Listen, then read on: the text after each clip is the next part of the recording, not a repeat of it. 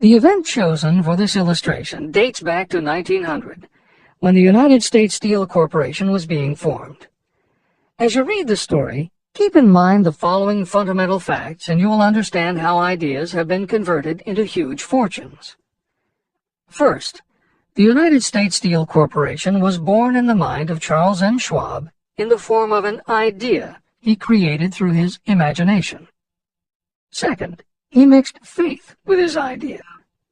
Third, he formulated a plan for the transformation of his idea into physical and financial reality. Fourth, he put his plan into action with his famous speech at the University Club. Fifth, he applied and followed through on his plan with persistence and backed it with firm decision until it had been fully carried out. Sixth, he prepared the way for success by a burning desire for success.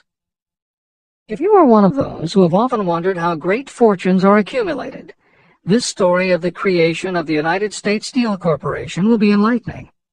If you have any doubt that a person can think and grow rich, this story should dispel that doubt. You can plainly see in the story of United States Steel the application of a major portion of the principles described in this book. This astounding description of the power of an idea was dramatically told by John Lowell in the New York World Telegram, with whose courtesy it is here reprinted. In order for the modern reader to fully appreciate the following newspaper story, it is appropriate at this point to provide some background information about the main players. Charles M. Schwab was Andrew Carnegie's right-hand man and president of the Carnegie Steel Corporation. Andrew Carnegie was a wealthy and powerful steel baron whose company controlled 25% of the iron and steel production in America. J.P. Morgan was a wealthy and powerful Wall Street banker whose company had arranged the financing for many of the major industrial companies in America at the beginning of the 20th century. All the reader needs to know about the other men mentioned in the story is that at the beginning of the 20th century, finance, business, and industry were dominated by a few hundred men, most of whom had amassed great fortunes through some connection with the railroads that had opened the country. These people were well known to readers of the New York World Telegram because of their financial influence. And that sets the stage for the following newspaper article, which is not only a fascinating story about the power of faith in an idea, but also a wonderful example of the irreverent writing style that was used by many newspaper journalists of the day. A pretty after-dinner speech for $1 billion. When on the evening of December 12, 1900, some 80 of the nation's financial nobility gathered in the banquet hall of the University Club on Fifth Avenue to do honor to a young man from out of the West, not half a dozen of the guests realized they were to witness the most significant episode in American industrial history. J. Edward Simmons and Charles Stuart Smith, their hearts full of gratitude for the lavish hospitality bestowed on them by Charles M. Schwab during a recent visit to Pittsburgh, had arranged the dinner to introduce the 38-year-old steel man to Eastern banking society. But they didn't expect him to stampede the convention. They warned him, in fact, that the bosoms within New York's stuffed shirts would not be responsive to oratory, and that if he didn't want to bore the Stillmans and Harrimans and Vanderbilts, he had better limit himself to 15 or 20 minutes of polite vaporings and let it go at that. Even John Pierpont Morgan, sitting on the right hand of Schwab as became his imperial dignity, intended to grace the banquet table with his presence only briefly, and so far as the press and public were concerned, the whole affair was of so little moment that no mention of it found its way into print the next day. So the two hosts and their distinguished guests ate their way through the usual 7 or 8 courses. There was little conversation, and what there was of it was restrained. Few of the bankers and brokers had met Schwab, whose career had flowered along the banks of the Monongahela, and none knew him well.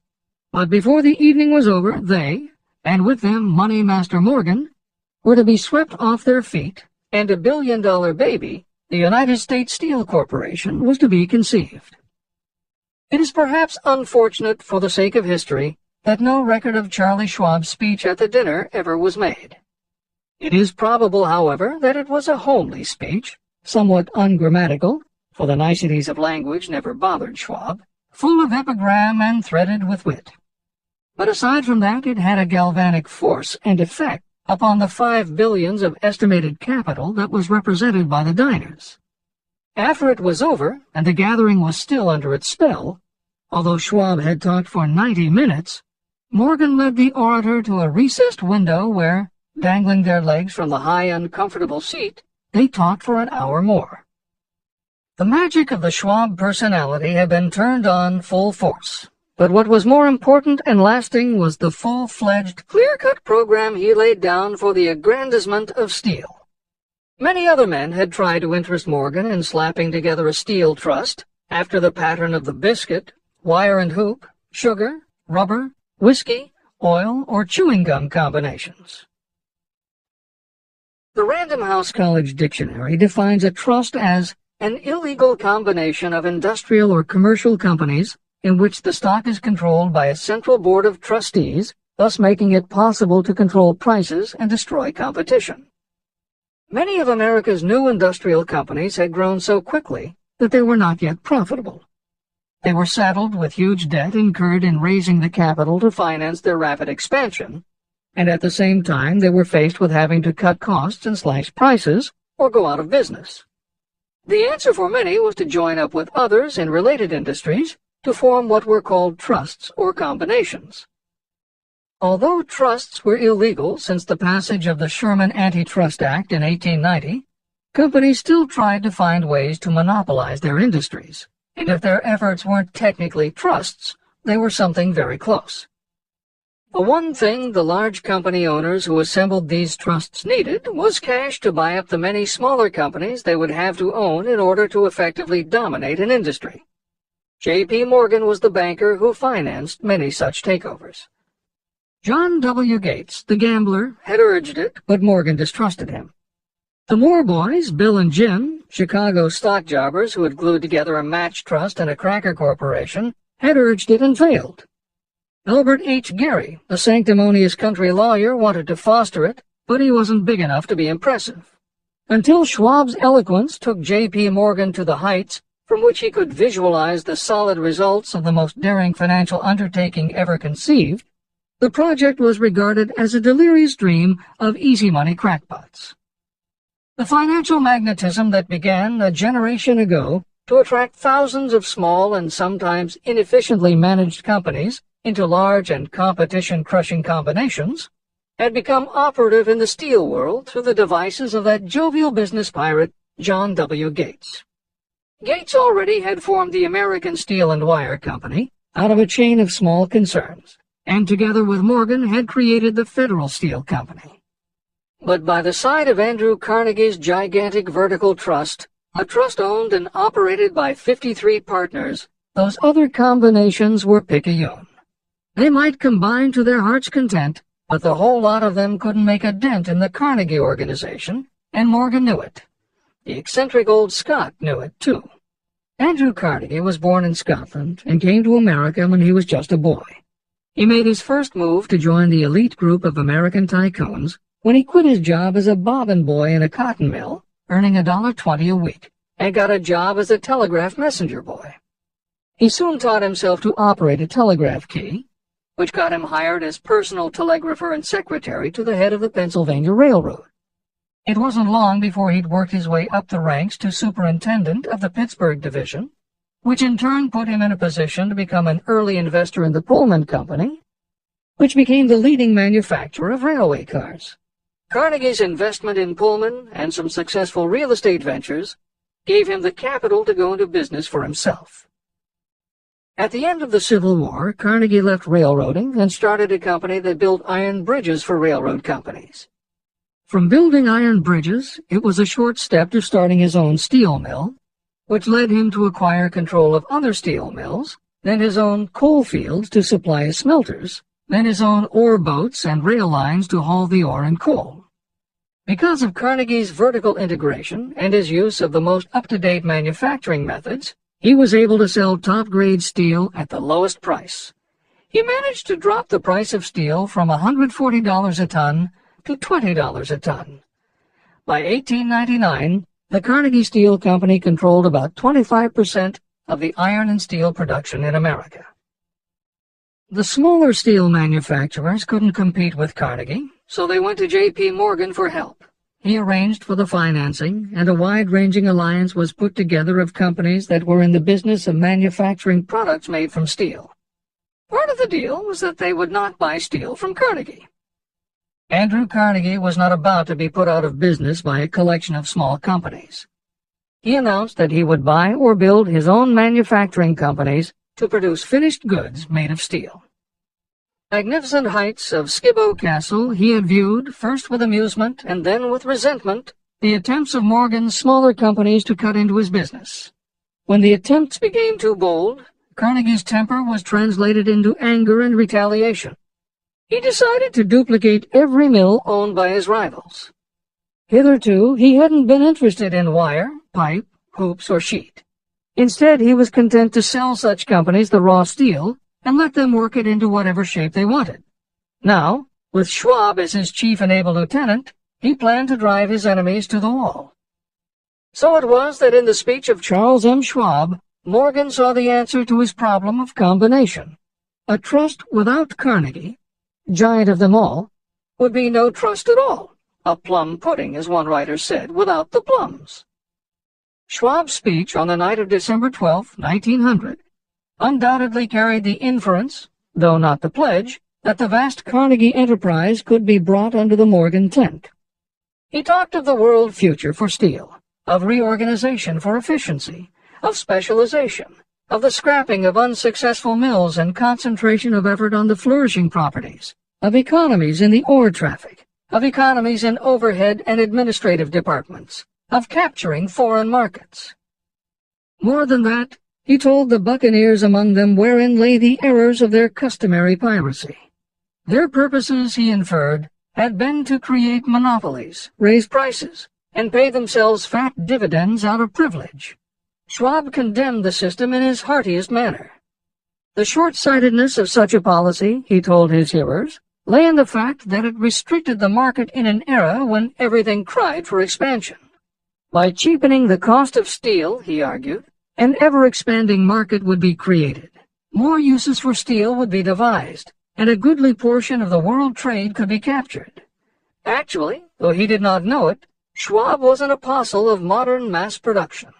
For J.P. Morgan, all of Schwab's talk about economies of scale and expanding markets meant only one thing. Until that night, it was assumed that Andrew Carnegie would continue building his own manufacturing companies to compete with the steel trusts that Morgan had helped put together. Morgan knew that for Carnegie to do so would require an enormous amount of capital. And Morgan also knew that Carnegie had always been strongly against raising money by selling stock in his company. What Schwab seemed to be implying was that rather than going to Wall Street for the money needed to fight the trusts, Carnegie might be interested in selling his business. So the dinner at the University Club came to an end. Morgan went home to think about Schwab's rosy predictions.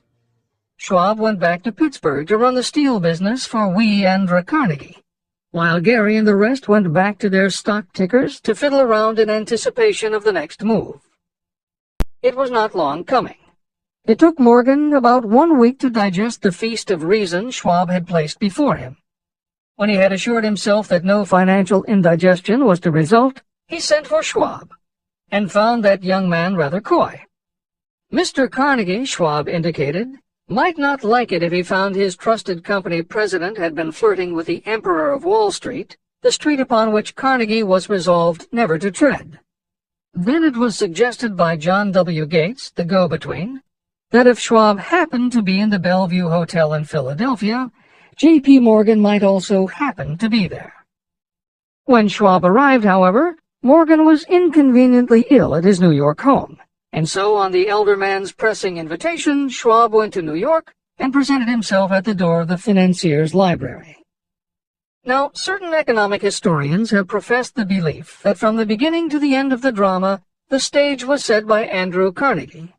At the dinner to Schwab, the famous speech, the Sunday night conference between Schwab and the Money King, were events arranged by the canny Scot. The truth is exactly the opposite. When Schwab was called in to consummate the deal, he didn't even know whether the little boss, as Andrew was called, would so much as listen to an offer to sell, particularly to a group of men whom Andrew regarded as being endowed with something less than holiness. But Schwab did take into the conference with him, in his own handwriting, 6 sheets of copperplate figures, representing to his mind the physical worth and the potential earning capacity of every steel company he regarded as an essential star in the new metal firmament. 4 men pondered over these figures all night. The chief, of course, was Morgan, steadfast in his belief in the divine right of money. With him was his aristocratic partner, Robert Bacon, a scholar and a gentleman. The third was John W. Gates, whom Morgan scorned as a gambler and used as a tool. The fourth was Schwab, who knew more about the processes of making and selling steel than any whole group of men then living. Throughout that conference, the Pittsburgher's figures were never questioned. If he said a company was worth so much, then it was worth that much and no more. He was insistent, too, upon including in the combination only those concerns he nominated. He had conceived a corporation in which there would be no duplication, not even to satisfy the greed of friends who wanted to unload their companies upon the broad Morgan shoulders. When dawn came, Morgan rose and straightened his back. Only one question remained. "Do you think you can persuade Andrew Carnegie to sell?" he asked. "I can try," said Schwab. "If you can get him to sell, I will undertake the matter," said Morgan. So far, so good. But would Carnegie sell? How much would he demand? Schwab thought about $320 million. What would he take payment in? Common or preferred stocks? Bonds? Cash? Nobody could raise $1/3 billion in cash. There was a golf game in January on the frost-cracking heath of the St. Andrews Links in Westchester, with Andrew bundled up in sweaters against the cold and Charlie talking volubly as usual to keep his spirits up. But no word of business was mentioned until the pair sat down in the cozy warmth of the Carnegie cottage nearby. Then, with the same persuasiveness that had hypnotized 80 millionaires at the University Club, Schwab poured out the glittering promises of retirement and comfort, of untold millions to satisfy the old man's social caprices. Carnegie capitulated, wrote a figure on a slip of paper, handed it to Schwab and said, "All right, that's what we'll sell for." The figure was approximately $400 million, and was reached by taking the $320 million mentioned by Schwab as a basic figure, and adding to it $80 million to represent the increased capital value over the previous 2 years. Later, on the deck of a transatlantic liner, the Scotsman said ruefully to Morgan, "I wish I had asked you for $100 million more." "If you had asked for it, you'd have gotten it," Morgan told him cheerfully. There was an uproar, of course. A British correspondent cabled that the foreign steel world was appalled by the gigantic combination. President Hadley of Yale declared that unless trusts were regulated, the country might expect an emperor in Washington within the next 25 years. But that able stock manipulator Keene went at his work of shoving the new stock at the public so vigorously that all the excess water, estimated by some at nearly $600 million, was absorbed in a twinkling. So Carnegie had his millions, and the Morgan Syndicate had $62 million for all its trouble, and all the boys, from Gates to Gary, had their millions. The 38-year-old Charles M. Schwab had his reward, too. He was made president of the new corporation, United States Steel, and remained in control until 1930. When Schwab left U.S. Steel, he went on to found the mammoth Bethlehem Steel Corporation, of which he also became president. Riches begin with thought. The dramatic story of big business that you've just finished is a perfect illustration of the method by which desire can be transmuted into its physical equivalent. That giant organization was created in the mind of one man. The plan by which the organization was provided with the steel mills that gave it financial stability was created in the mind of the same man. His faith, his desire, his imagination, his persistence were the real ingredients that went into United States Steel. The steel mills and equipment acquired by the corporation, after it had been brought into legal existence, were incidental. However, careful analysis reveals that the appraised value of the properties acquired by the corporation increased in value by an estimated $600 million. approximately $12 billion today. The increase in value of the assets is attributable to the mere transaction that consolidated them under one management. In other words, Charles M. Schwab's idea, plus the faith with which he conveyed it to the minds of J.P. Morgan and the others, was marketed for a profit of approximately $600 million. Not an insignificant sum for a single idea. The United States Steel Corporation prospered and became one of the richest and most powerful corporations in America, employing thousands of people, developing new uses for steel and opening new markets, thus proving that the $600 million in profit that the Schwab idea produced was earned. Riches begin in the form of thought. The amount is limited only by the person in whose mind the thought is put into motion. Faith removes limitations. Remember this when you are ready to bargain with life for whatever it is that you ask as your price for having passed this way.